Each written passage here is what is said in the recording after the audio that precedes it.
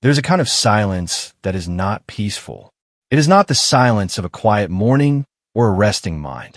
It is the silence that powerful people force onto those they are afraid of. It is the silence that comes with threats dressed up as warnings, with smiles that don't reach the eyes, with meetings that end in handshakes but feel like someone just slipped a noose around your neck and called a necktie. That kind of silence has a weight. It presses down on the chest. It lives in the stomach like something rotten. And the people who survive it, really survive it, are not the ones who learn to live with the weight. They're the ones who found someone who helped them throw it off entirely. This is the story of a woman who refused to stay quiet. And the man, trained by the United States Navy to be one of the most lethal, most disciplined, most unstoppable human beings on the planet, who decided that her voice was worth protecting with everything he had. Her name was Dana Colby. She was 34 years old, a former federal contractor with a clearance level that most people in Washington spend entire careers trying to reach, and she had spent the last 2 years of her professional life watching something happen inside a government-adjacent defense firm that she could not unsee. Numbers that didn't add up. Contracts that went to shell companies. Reports that were filed, signed, approved, and then quietly buried in subfolders that no one was supposed to look in. She looked. That was her first mistake, according to the people who later tried to destroy her. Her second mistake was writing it down. Her third, and this is the one that changed everything, was telling someone about it. Dana had not gone looking for trouble. That is the thing that people always get wrong about whistleblowers. They imagine someone with a cause, a chest full of righteous fire, a plan. Dana had none of that. She had a spreadsheet, a headache, and a growing sense of dread that she kept trying to talk herself out of. She was good at her job precisely because she paid attention to details. And the details, in this case, were screaming. The company she worked for, Vertex Strategic Solutions, a mid-sized defense contractor with offices in Virginia and a client list that read like a who's who of federal agencies, had been awarded 3 consecutive no-bid contracts worth a combined total of $240 million over 18 months. That alone was not unusual in the world of government contracting. What was unusual was where the money went once it arrived. A significant portion of it was being routed through a series of consulting invoices paid to a holding company registered in Delaware with no employees, no website, no physical office, and a registered agent address that turned out to be a UPS store in Wilmington. Dana found this in the 3rd week of October, on a Tuesday, at 11:45 at night, while her cat walked across her keyboard and her coffee went cold. She did not call anyone that night. She closed her laptop, sat in the dark for a long time, and then went to bed and did not sleep. By morning, she had convinced herself there was probably an explanation. By the following week, she had convinced herself twice more. By the end of November, she had stopped convincing herself of anything because the pattern had grown too large and too deliberate to be an accident, and Dana Colby, whatever else could be said about her, was not a woman who lied to herself for long. She went to her direct supervisor first. His name was Glenn Marsh, 51 years old, silver-haired, the kind of man who wore American flag pins on his lapel and talked about integrity at every all-hands meeting. He listened to her for about 4 minutes. Then he told her she had probably misread the accounting structure and that these things were complex and that she should focus on her actual deliverables and let the finance team handle the finance questions. He said it in a warm, friendly voice. He patted the edge of her chair when he stood up to signal the meeting was over. Dana walked back to her desk with the distinct feeling that she had just been told to shut up in the most pleasant possible way. She documented the meeting. Date, time, what she said, what he said, word for word as best she could remember. She had started keeping a personal file by then, a habit she'd developed not because she thought she'd need it, but because something in her gut had started sending signals she'd learned not to ignore. Over the next 6 weeks, small things began to happen. Her access to certain shared drives was quietly revoked. She was left off a project briefing she had always been included in. A performance review that had historically been excellent came back with language about her being occasionally siloed and resistant to collaborative direction, phrases she had never heard applied to her before, phrases that felt like the early bricks of a wall being built around her reputation. She brought none of this to anyone internally. She had learned fast that inside was not safe. What she did instead was contact a federal whistleblower attorney. His name doesn't matter for this story. What matters is that he told her she had something real, that the documentation she'd gathered was solid, and that she had legal protections available to her. He also told her, without drama, that companies with the kind of connections Vertex had did not always respect those legal protections, and that she should be prepared for things to get uncomfortable. Uncomfortable was a word that would later make her laugh. Not a funny laugh. The retaliation, when it came, was not dramatic at first. It was bureaucratic. A written warning for a project delay she had documented escalating to her supervisor 3 weeks earlier with no response. A meeting with HR about her communication style. A sudden, pointed interest from senior leadership in her attendance records. Records that showed nothing irregular, but were being reviewed anyway, with the clear implication that someone was looking for something to use. The message was not subtle to anyone paying attention. It was, "We know what you're doing. Stop." Dana did not stop. She filed an internal whistleblower complaint in January, as her attorney advised.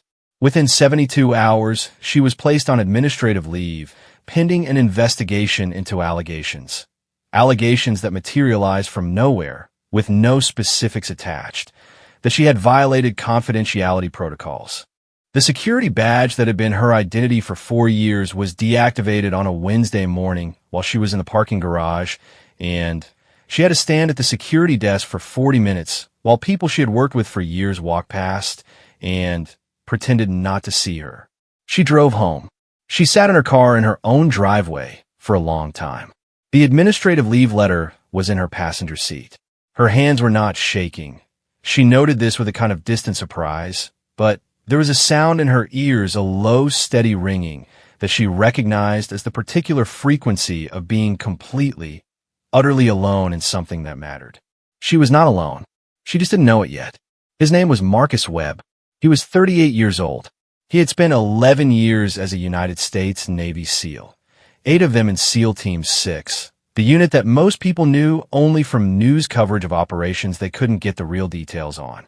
He had been in places the maps didn't name. He had done things that would never appear in any official record. He had watched people in power make decisions from comfort and distance that got good men killed, and he had carried the weight of that with the quiet, load-bearing posture of someone who had decided a long time ago that the weight was part of the job. He had left the Navy 2 years earlier, not because he was broken by it, but because he had reached the particular crossroads that some operators reach, where the mission starts to feel like it has drifted too far from the values that made you want to be part of it. He was not bitter. He was clear-eyed.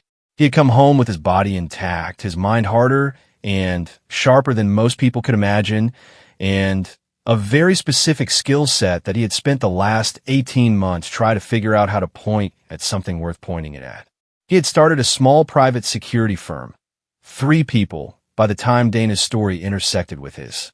Mostly corporate risk work, due diligence, executive protection on occasion. Nothing that lit him up the way he'd hoped, but it paid, and it was honest, and he was good at it. Dana's attorney had referred her, not directly, through a network of people who dealt with sensitive situations, people who understood that sometimes legal protection was not the same as actual protection, and that a woman going up against a company with government contracts and well-placed friends needed more than a good lawyer. They met for the first time in a coffee shop in Arlington on a gray Thursday in February.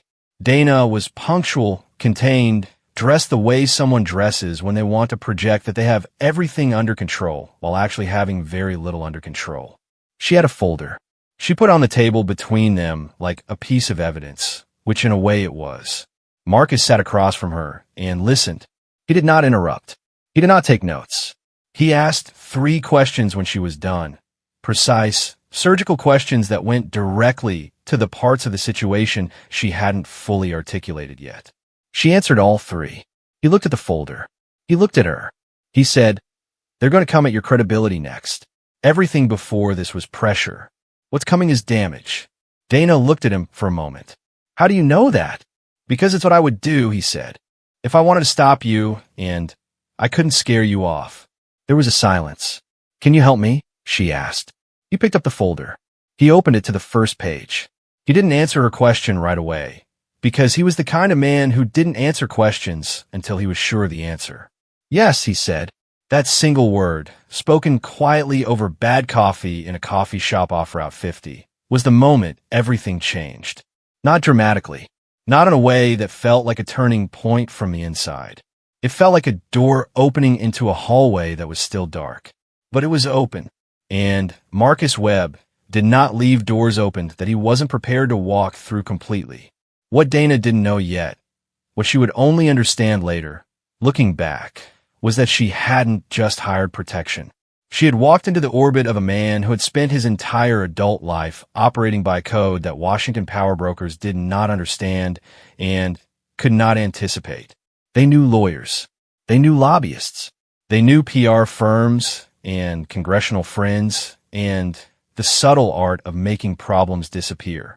They did not know what to do with a man who had trained in the dark and the cold, under conditions designed to find and then destroy every limit he had, and then kept going anyway.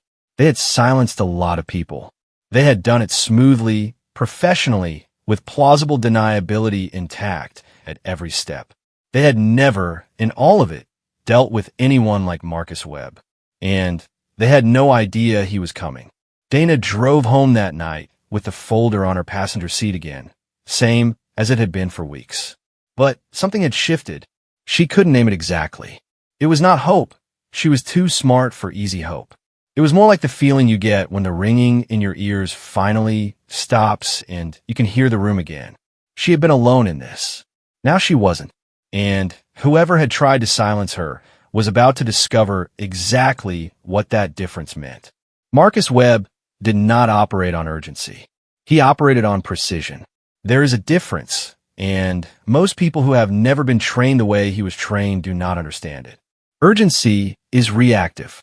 Precision is deliberate. Urgency gets people killed. Precision, applied correctly with patience, with a willingness to let the situation develop before you move, wins.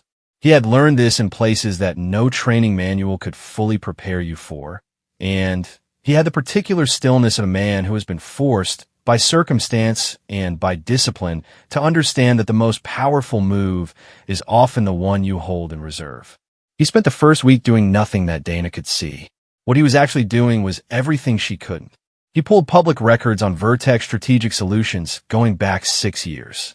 He ran the names on the board of directors through every database he had access to, which, through the network he'd built after leaving the Navy, was more comprehensive than most people would expect from a 3-person security firm in Arlington.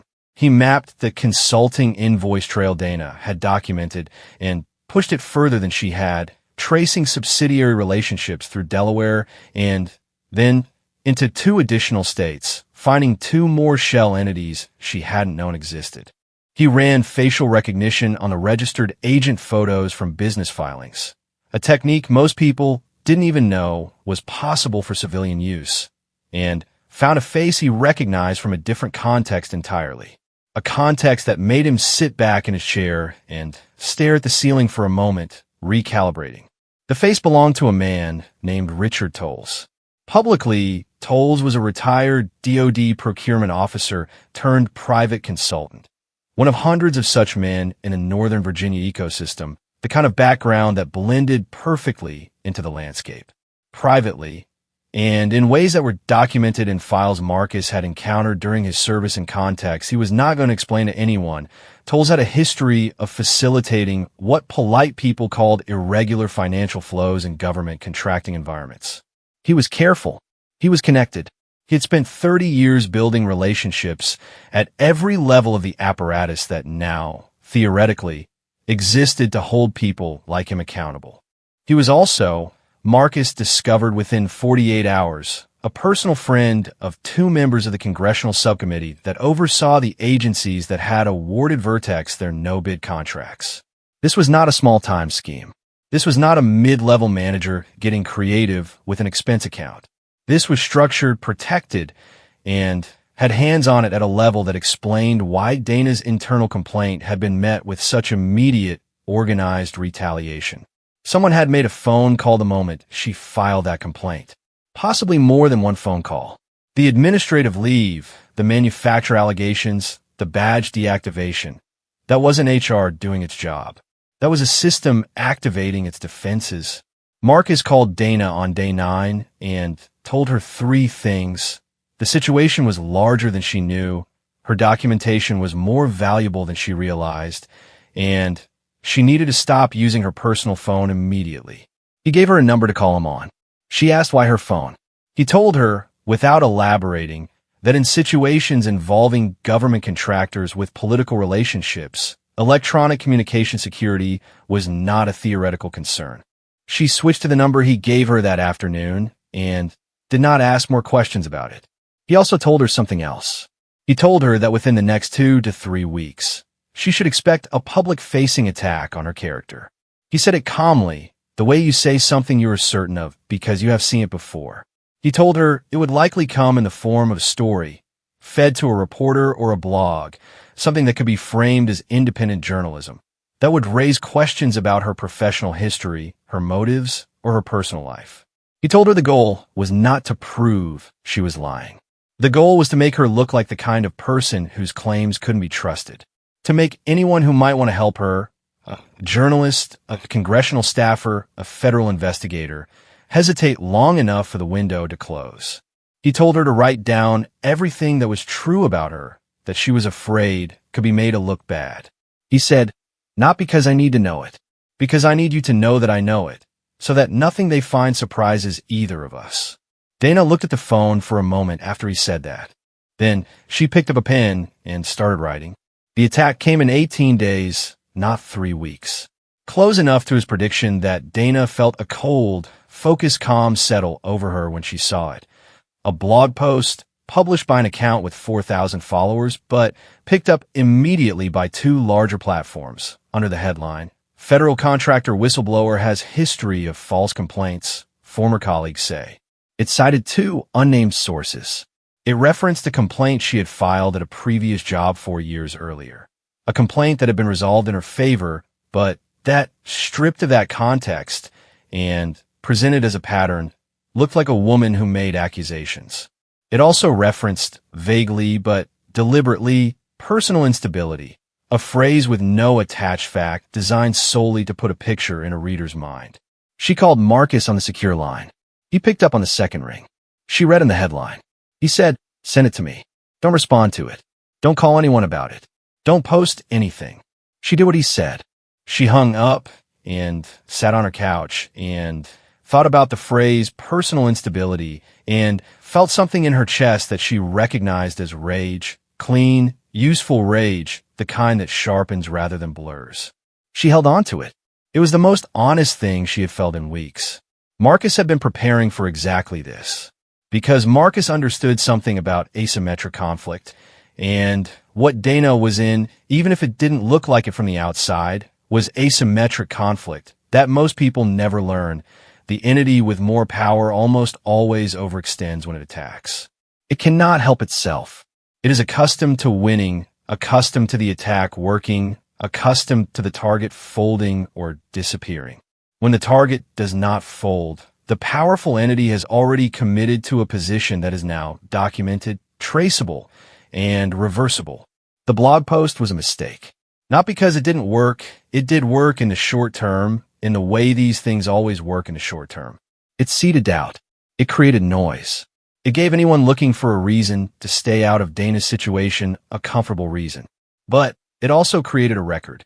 It had a publication date, a source fingerprint, an IP origin that Marcus, through a contact he had from his time in the service, a man who now worked in cybersecurity and owed Marcus a debt he had never collected on, traced within 72 hours to a communications consultant who was on retainer with a firm that had represented Vertex Strategic Solutions in a regulatory matter 3 years prior. The chain was not airtight. It was not courtroom ready, but it was a thread, and Marcus was very, very good at pulling threads. He was also, in parallel, doing something that Vertex and everyone connected to them had not anticipated, because they did not know he was there. He was building the second front. He had reached out, quietly, through intermediaries, using the kind of trust-based network that only exists among people who have been in genuine danger together, to two journalists. Not the kind of journalists who wrote for blogs or aggregated content for clicks. Real ones. The kind who spent 18 months on a single story and didn't publish until the documentation was bulletproof. He had given them nothing yet. He had only told them that something was developing and that when it was ready, it would be real and it would be documented and it would be the kind of story that mattered. Both of them had said yes. One of them had said yes in a way that told Marcus she had already heard Dana's name from another direction, which meant the story was already alive in the world, and moving, which meant the window was opening. Meanwhile, Dana was not sitting still. She had, under Marcus's guidance, done something that seemed small, but was actually the most important thing she could do. She had begun to organize her documentation into a format that could be delivered to the Office of Special Counsel and to the relevant Inspector General in a single, complete, properly formatted submission. This was not glamorous work. It was the kind of work that looks from the outside like a woman at a kitchen table with a laptop and a stack of papers, and is the kind of work that actually changes things. Every document had a metadata timestamp. Every communication had been preserved in its original form. Every verbal exchange she could recall had been written up as a contemporaneous memo within 48 hours of the exchange, which under evidence rules gave it significant weight. Dana had also, in the weeks since she and Marcus first met, done something no one had advised her to do, and that turned out to be one of the most powerful parts of what came later. She had started talking to other people, not publicly, not loudly, carefully, through her attorney and through a network of former colleagues she trusted. She had begun quietly asking, "Has this happened to anyone else? Did you ever notice anything? Did anyone ever ask you to look away?" The answers came back slowly, then faster. 3 former Vertex employees, 1 current employee who contacted her through a completely anonymous channel and said only that she was not wrong and she was not alone and she was afraid. 1 former subcontractor who had raised a concern internally 2 years earlier and been quietly let go and signed an NDA he was now being advised might not be fully enforceable given the circumstances. All of them were afraid. None of them were ready to put their names on anything. That was fine. Marcus had told her early on, "You don't need them to be brave yet. You just need to know they exist. Their bravery comes later, when the structure starts to shift." He had been right about the blog post. He had been right about the timing. Dana was starting to understand that he was going to be right about this too. What he had not told her, what he had kept to himself because it was not something she needed to carry yet, was that the situation had taken a turn that moved it beyond professional retaliation into something more serious. In the 3rd week of February, Marcus had noticed a vehicle he recognized from his first in-person meeting with Dana parked outside her apartment building on 2 separate occasions. Different days, different times, same nondescript gray sedan with the particular slightly too clean quality of a rental car or a pool vehicle. He ran the plates. The registration came back to a logistics company in Fairfax that, when he checked its corporate filing, shared a registered agent with one of the Delaware shell companies in Dana's documentation. This was not a coincidence. And it was not, on its own, a crime. Surveilling someone from a public street is not illegal. But it was a message. Someone wanted Dana to know, at some level, that she was being watched. It was the kind of low-grade pressure that is designed to produce a specific result. The feeling that nowhere is safe, that someone is always watching, that the cost of continuing is higher than any rational person would want to pay. Marcus moved Dana that weekend. She went to stay with a friend, someone unknown to Vertex, someone with no digital footprint connecting her to Dana, someone in a different part of the city. He told her it was a precaution, which was true. He did not tell her about the sedan. He would tell her, just not yet. Not until he had something more than a feeling and a plate number and a thread of corporate filings. What he did tell her, the night before she moved, sitting at her kitchen table while she packed a bag with the controlled efficiency of someone who has made a decision and is not going to cry about it. They are not going to stop on their own. The only thing that stops this is exposure. Real exposure. The kind where pulling the thread unravels something too big to quietly reassemble. She looked at him across the table. She had not slept well in a month. There were things in her face that had not been there before, a particular quality of attention, of watching, that people develop when they have been under sustained pressure and have chosen, against every reasonable instinct, to stay in the fight. "How close are we?" she asked. Marcus thought about the two journalists, the 5 potential corroborating witnesses, the documentation chain, the IP trace on a blog post, the shell company structure, the face of Richard Tolles in a corporate filing that connected him to a sitting member of a congressional subcommittee. "Close," he said. She nodded. She zipped the bag. She did not ask him to define close. She had learned by then that Marcus Webb did not use words he didn't mean, and that when he said close, he meant it in the way that counted, not as comfort, but as operational fact. She picked up her bag. She looked around her apartment, the apartment she had lived in for 3 years, the apartment with the cat and the cold coffee and the spreadsheet that started all of this, with the expression of someone who is leaving something behind but is very clear about why. She walked out. The door closed behind her, and in a gray sedan parked down the block, a man who had been watching her building for 2 weeks picked up his phone to report that she had left with a bag. He did not know where she was going. He did not know who had moved her. He did not know that the man who had planned this particular exit had been trained extensively and in conditions most people could not survive in exactly how to move a person in a way that could not be followed. He reported what he saw to the number he had been given. He waited for instructions. None came that night, which meant somewhere up the chain, someone was recalibrating, wondering where she had gone, wondering if the pressure had finally worked and she was running. She was not running. She was getting ready. There is a particular moment in any fight, whether it happens in a back alley, a boardroom, or the quiet war of documentation and exposure that Dana Colby and Marcus Webb had been waging for months, when the balance shifts. It doesn't announce itself. It doesn't arrive with any ceremony. It is just a moment, indistinguishable from the ones before it except for what it makes possible. And the people who recognize it are the ones who have been paying close enough attention to know what to do with it. The moment came on a Tuesday morning in late March, when Dana's attorney received a phone call from a former Vertex employee named Patricia Hale. Patricia was 41 years old.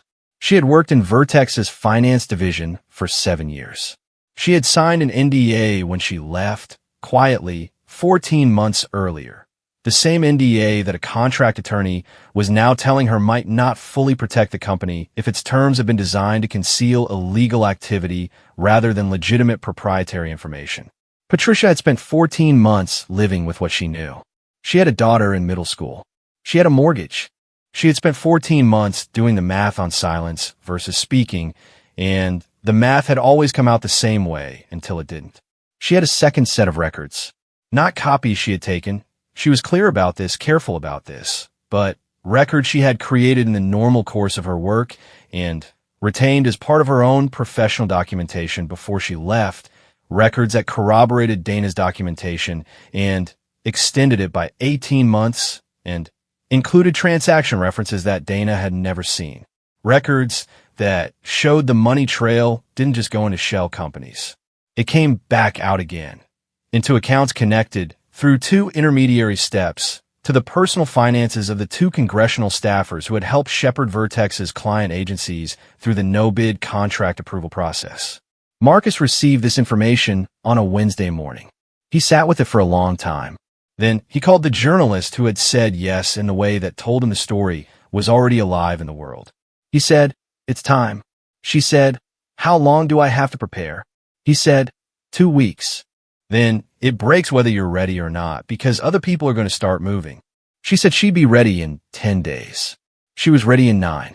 But before the story broke, in the 9 days between Marcus's phone call and the morning it went live, the people on the other side made their final play. And this is the part that later people would talk about most. This is the part that earned Marcus Webb his particular reputation in the small world of people who deal with situations like this one. They came after Dana's housing. It was elegant in its way, the kind of move that only people with genuine institutional reach can execute. Her friend's landlord, the friend she was staying with, received a notice from the county about an unresolved zoning inspection that required immediate access to the unit. The inspection notice was real. The underlying complaint that triggered it traced back, with very little effort, to a property management company that shared board members with a real estate firm that had done business with Vertex. The goal was simple: displace Dana again, create chaos, interrupt the documentation preparation process at its most critical point. Marcus found out about the inspection notice on a Thursday evening. He called the landlord directly. He explained, in a very calm voice, that the inspection had been triggered by a bad faith complaint connected to an active federal investigation, which was true in the sense that Dana had formally filed with the Office of Special Counsel, and the matter was now in a queue, and that proceeding with the inspection under these circumstances could expose the property management company that filed the complaint to significant legal liability. He suggested the landlord consult his own attorney before proceeding. He gave the landlord the name of Dana's attorney in case anyone needed to coordinate. The inspection was quietly withdrawn the next morning. But that was not the whole of it. On the same Thursday, someone filed a formal complaint with the Virginia State Bar against Dana's attorney. A complaint with no factual basis, constructed entirely from procedural language designed to create enough noise that a bar investigation would need to be opened, which would distract the attorney and potentially create a conflict of interest in his continued representation of Dana.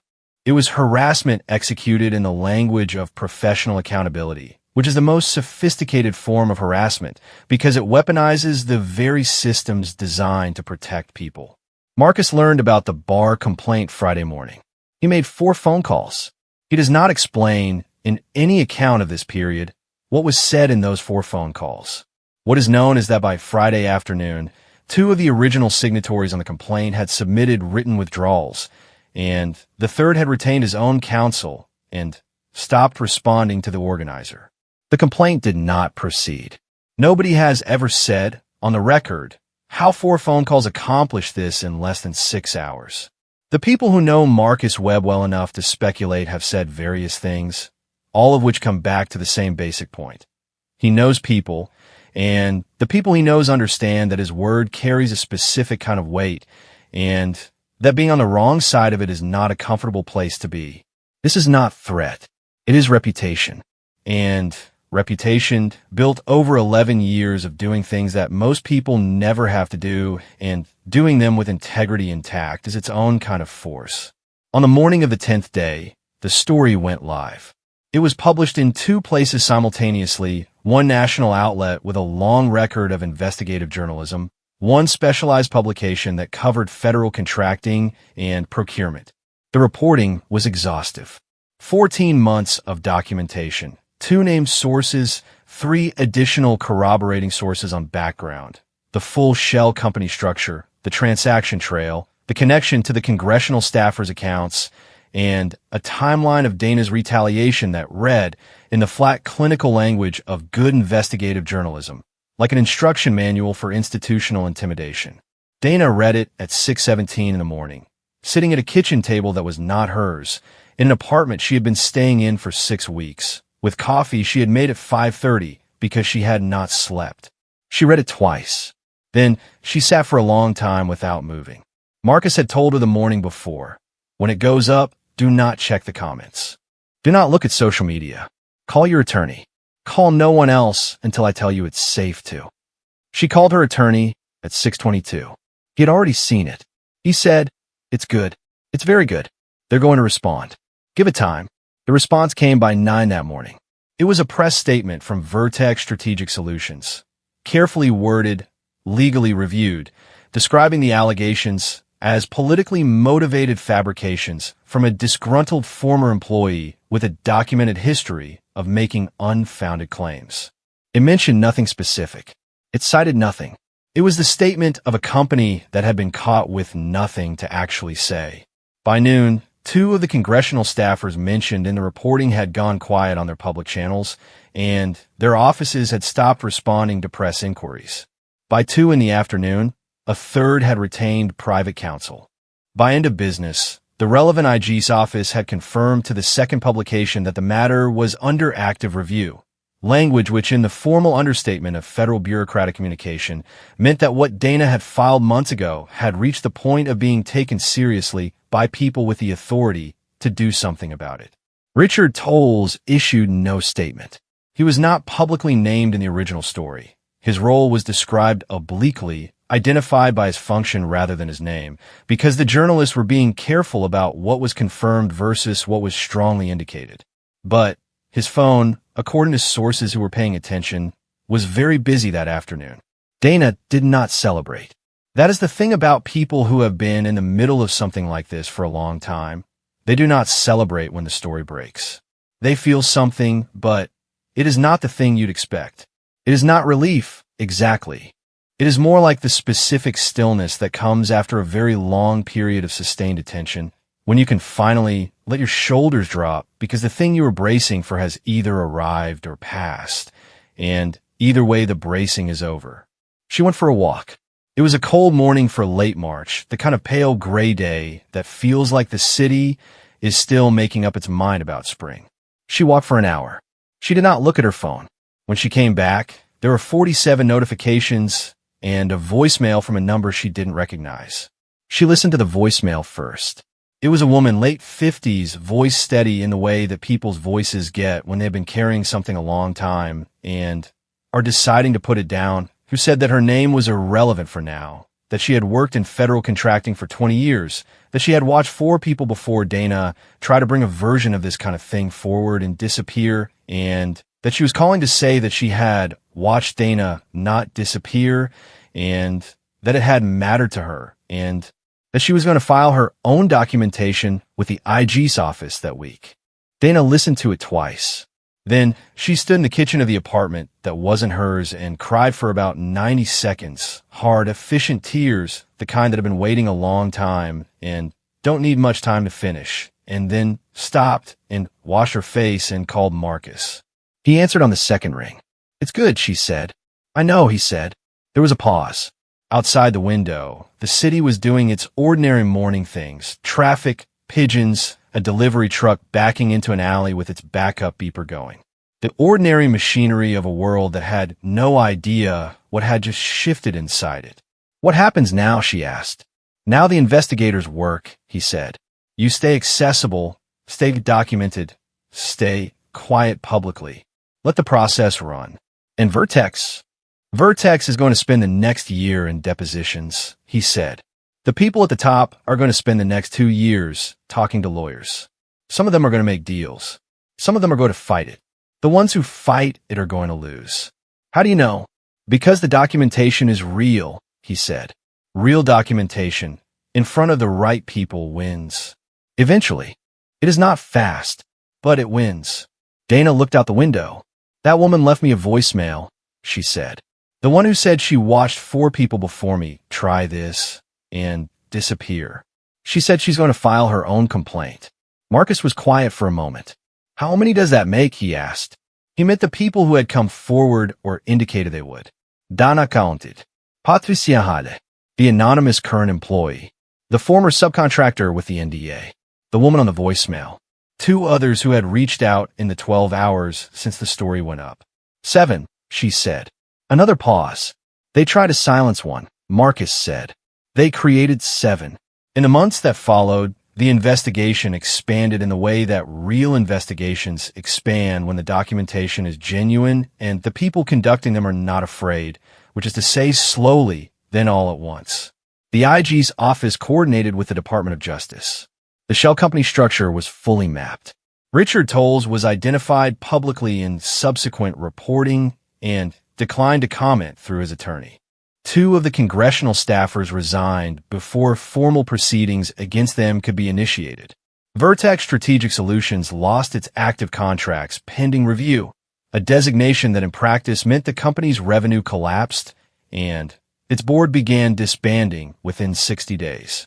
The 2 people at the top of Vertex who had made the phone calls when Dana filed her initial complaint, who had activated the machine of retaliation, who had authorized the blog post and the bar complaint and the gray sedan in the street, were indicted on federal charges of obstruction and conspiracy 14 months after the story first ran. Dana Testavite. She was clear, precise, thorough, and unafraid in the way that only people who have been truly afraid and come through it can be. She said nothing in the courtroom that she had not said before, documented before, substantiated before. The defense had nothing to work with. The jury took 48 hours. Marcus sat in the back of the courtroom on the last day. He was not called to testify. His role in what had happened was not part of the formal record and would not be. That was fine with him. It was not the kind of work you did to have it acknowledged. It was the kind of work you did because someone needed it done and you were the person who could do it. He watched Dana walk out of the courtroom and did not say anything dramatic. He said, "Good work." She looked at him. She thought about the coffee shop in Arlington, the gray morning, the folder on the table between them, his 3 precise questions. She thought about the parking garage where her badge stopped working and the 40 minutes at the security desk and the ringing in her ears. She thought about the gray sedan and the kitchen table and the 90 seconds of efficient crying and the woman's voice on the voicemail saying she had watched 4 people before you disappear. "You too," she said. They walked out into the afternoon. The city was doing its ordinary things again. Traffic, people going places, the sun making an effort through clouds that hadn't fully decided to clear. Nobody watching them walk out of that building would have known what they had done. That was fine.